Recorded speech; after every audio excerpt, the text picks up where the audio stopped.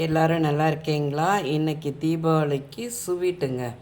இது எங்கள் வீட்டில் பண்ணுற நான் வந்து கிட்டத்தட்ட ரொம்ப வருஷமாக அந்த ரவா லட்டு இல்லாமல் தீபாவளி இருக்காது. என்னென்னா தேங்காய் போட்ட ரவா லட்டு. இது செமையாக இருக்கும், ஆனால் கெட்டே போகாது பார்த்துக்கோங்க.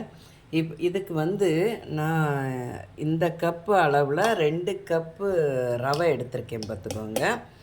அதுக்கு 4 கப்பு 2 கப்பு ரவைக்கு 4 கப்பு தேங்காய் துருவல் எடுத்து வச்சுருக்கிறேன். அதை வந்து ஒரு பெரிய தேங்காய், சின்ன தேங்காய்னா ஒரு 1.5 தேங்காய் அளவுக்கு நம்ம துருவி எடுக்கிற மாதிரி இருக்கும் 4 கப்புக்கு. சுகர் பார்த்திங்கன்னா இதுக்கு இனிப்புக்கு வந்து பார்த்திங்கன்னா இந்த கப்பில் 4 கப்பு எடுத்திருக்கேன். 2 கப்பு ரவை, 4 கப்பு தேங்காய் துருவல், 4 கப்பு சுகரு, ஏலக்காய் பவுட்ரு, முந்திரி பருப்பு, திராட்சை, என்ன நட்ஸ் இருக்கோ நம்ம போட்டுக்கலாம். அது போக 2 டேபிள் ஸ்பூன் நெய் விட்டு இதில் முந்திரி பருப்பை வறுத்து எடுத்துக்கிடணும். அதற்கப்புறம் ரவையை நல்லா பொன்னிறமாக வறுக்கணும். இப்போ ஒன்று ஒன்றா வறுக்கிறத காட்டுறேன். இப்போ முந்திரி பருப்பை வறுத்து எடுத்துக்கிடலாம். இப்போ முந்திரி பருப்பை வறுத்து எடுத்தாச்சு. அடுத்து அதே நெய்யில் ரவையை நல்ல பொன்னிறமாக வர்ற அளவுக்கு வறுக்கணுங்க. நம்ம கருகிடக்கூடாது, நல்லா வறுக்கணும். மணம் வர்ற அளவுக்கு நல்லா அதை வறுத்து எடுக்கணும். ரவையை நல்லா வறுக்கணும் பார்த்துக்கோங்க. நல்லா அதுலேயே பாதி பொரிஞ்ச மாதிரி வெந்துடும். ஏன்னா இதை நம்ம மிக்சியில் போட்டு பவுட்ரு பண்ணுறதில்ல, அப்படியே தேங்காய் சீனி இதோடு நம்ம போட்டு பிடிக்கிறது தான். இப்போ ரவையை நல்லா வறுத்தாச்சுங்க. நல்லா வந்து பாருங்களேன், அப்படியே கரண்டியில் கூட ஒட்டாது. நல்லா ஒரு 5 நிமிஷம் கைவிடாமல் நல்லா வறுக்கணும். அப்படி வறுத்தா தான் நல்லா அது பொரிஞ்சு நல்லா இருக்கும். 2 கப்பு ரவைக்கு 4 கப்பு இது சுகர் எடுத்து வச்சுருக்கோம் இல்லையா, அதை அப்படியே போட்டுடலாம். இதில் போட்டுட்டு இதுக்கு வந்து பாகெல்லாம் காய்ச்சணும் அவசியம் இல்லை. நம்ம எடுத்து வச்சுருக்க தேங்காவையும் அப்படியே போட்டுடலாம். அது வந்து நான் ஒரு கையிலே வீடியோ எடுத்துகிட்டே பண்ணுறதுனால இங்கே பாருங்கள், தேங்காவையும் அப்படியே நம்ம போடணும். தேங்காய் லட்டுனால இது கெட்டு போயிடும்லாம் நினைக்காதீங்க. இது வந்து கெடாது.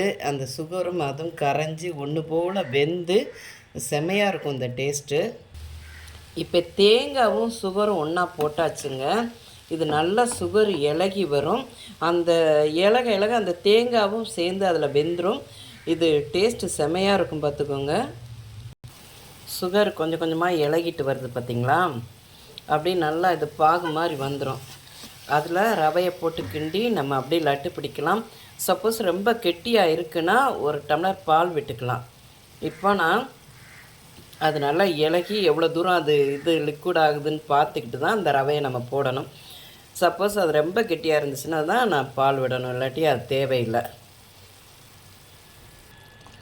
ஜீனிலாம் பாருங்களேன் நல்லா கரைஞ்சி இதாகிடுச்சு. முந்திரி பருப்பு நான் கடைசியாக தான் போடணும். ஏலக்காய் பொடி ஞாபகத்தில் அதை எடுத்து போட்டேன். இப்போ ஏலக்காய் பொடியை சேர்த்துடலாம். நம்ம சேர்த்தாச்சு. நல்லா தண்ணி விட்டு தேங்காவும் நம்ம போட்ட ஜீனியும் நல்லா ஒன்று போல் இதாகிடுச்சு. தேங்காய் அதுலேயே வெந்துடும். அதனால் இது ஒரு 15 நாள் இருந்தாலும் கெட்டே போகாத ஒரு ரவா லட்டுங்க. செமையாக இருக்கும். 1 மாதம் கூட நம்ம வச்சு சாப்பிடலாம். இப்போ இதில் ரவையை போட வேண்டியதான். பாருங்கள் நல்லா தண்ணி விட்டுருச்சு. இன்னும் இப்போ ரவையை போட்டு நம்ம கிண்டிட வேண்டியதான். ரவையை போட்டாச்சு. இது நல்லா ஒன்று போல் கிண்டணும். இதுக்கு பால் விடணும்னு அவசியம் இல்லைங்க. இதுவே இன்னும் இலக்கம் கொடுத்துக்கிட்டே இருக்கும். இது லைட்டாக வெதுன்னு அந்த லைட்டாக சூடு இருக்கும்போது நம்ம லட்டு பிடிச்சி வச்சிடலாம். செமையான ஒரு லட்டுங்க. இதை எப்படின்னா ரவையும் முழுசாக இருக்கும், தேங்காய் பூவோடு அதை கடித்து சாப்பிட்றதுக்கு அருமையான ஒரு லட்டு பார்த்துக்கோங்க, ரவை லட்டு. நான் உருண்டை பிடிச்சிட்டு உங்களுக்கு காட்டுறேன். நான் கொஞ்சமாக சூட்டோடு பிடிச்சிருக்கேன் பார்த்துக்கோங்க. கொஞ்சம் ஆறுனா நல்லா செட் ஆகி இந்த லட்டு வரும். இந்த பாருங்களேன், இன்னும் கொஞ்சம் ஆறணும். ஏன்னா கையில் அப்படியே சூடாக இருக்கிறதுனால பிடிக்க முடியல. நான் சரி இப்போ வீடியோவை எடுத்து முடிக்கணுமேன்னு சொல்லிவிட்டு இப்போ ஒரு 4-5 லட்டு மட்டும் உருட்டி காமிச்சிருக்கேன் பார்த்துக்கோங்க. இது ஒரு 15 நாள் இருந்தாலுங்க கெட்டே போகாது. ஏன்னா தேங்காவும் அந்த ரவையும் சேர்ந்து சாப்பிடும்போது அட்டகாசமாக இருக்கும் இந்த லட்டு. நீங்களும் வீட்டில் தயார் பண்ணி பாருங்கள். எல்லாருக்கும் அட்வான்ஸ் தீபாவளி வாழ்த்துக்கள். எல்லாருக்கும் நல்லதே நடக்கணும்னு சொல்லி பார்வதி வீட்டு சமையல் சார்பாக வேண்டிக்கிறோம்.